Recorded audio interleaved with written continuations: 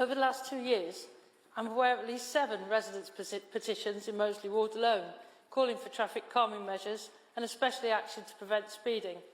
The response to all these petitions is invariably the same. They refer to the city's current road safety strategy for the identification and prioritisation of local safety schemes, which states that where a site has at least 9 reported road traffic injury collisions per kilometre in the last 3 years, then it will be considered for further action.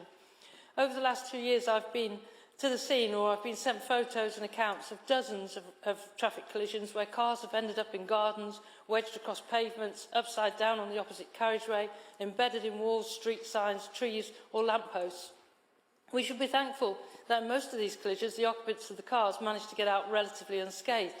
That they do not receive serious injuries or death is undoubtedly due to the modern safety features in cars and nothing to do with current driving standards.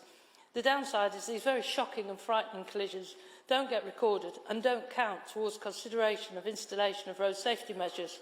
This does nothing to deter the growing number of drivers, nearly all young men, who seem to think they have a licence to drive as fast as they can, perform stunts that should be left to the film industry and record themselves so they can boast to their mates on TikTok. These collisions and this type of driving is happening in our narrow residential streets, past our schools, our community centres, our parks, our retail centres.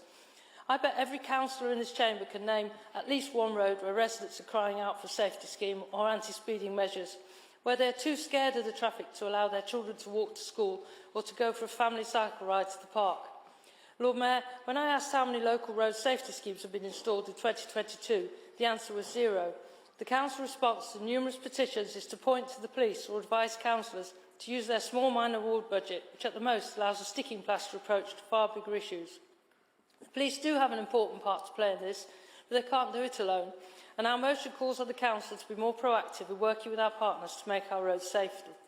By changing the criteria of allocating funding to one based on near misses that considers the layout and use of the road and proximity to local amenities, it will encourage highways engineers to be more proactive, to think of wider solutions and get away from the computer says no response.